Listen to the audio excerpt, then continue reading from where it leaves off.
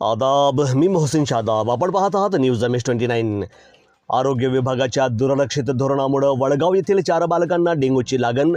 नगर परिषदेचे आरोग्य विभाग मात्र झोपेत. वडगाव येथील एका प्लॉटमध्ये गाईचा गोठा आहे. या गाईच्या गोठ्यामध्ये मोठ्या प्रमाणात शेण असून या शेणाची दुर्गंधी सर्वदूर पसरली आहे.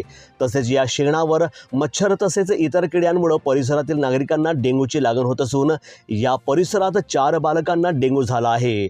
तसेच याबाबतची तक्रार परिसरातील नागरिकांनी नगर परिषदेच्या आरोग्य विभागात केली असून आरोग्य विभागाने अजून कुठलीही दखल न घेतल्याने नगर परिषदेच्या आरोग्य विभागाविषयी वडगाव परिसरातील नागरिकांमध्ये तीव्र संताप व्यक्त केला जात आहे.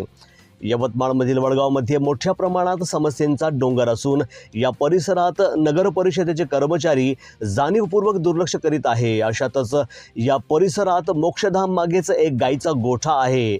या गाईच्या गोठ्यामुळं परिसरातील नागरिकांना मोठा त्रास सहन करावा लागत असून येथे मोठ्या प्रमाणात रहिवासी राहतात. नियमाप्रमाणे ज्या ठिकाणी रहिवासी राहतात त्या ठिकाणी जनावरांचा गोठा नसावा असा नियम आहे. या नियमाला डावलून या परिसरातील एका नागरिकांनी गाईचा भल्ला मोठा गोठा बांधला असून या गोठ्यात मोठ्या प्रमाणात शेणखत ठेवण्यात आले आहे. या शेणखतावर मच्छरांचे साम्राज्य असून या मच्छरांमुळे परिसरातील बालकांना डेंग्यूसारखा आजार जडला आहे.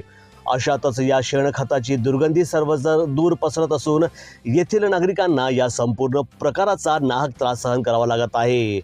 अशातच या संपूर्ण प्रकाराची तक्रार यवतमाळ नगर परिषदेच्या आरोग्य विभागात करण्यात आली. मात्र सदैव झोपेत असलेले आरोग्य विभागाच्या कर्मचाऱ्यांनी अजूनही या तक्रारीची साधी दखल देखील घेतली नसून पाहणीसुद्धा केली नसल्याने येथील नागरिक तीव्र संताप व्यक्त करीत आहे.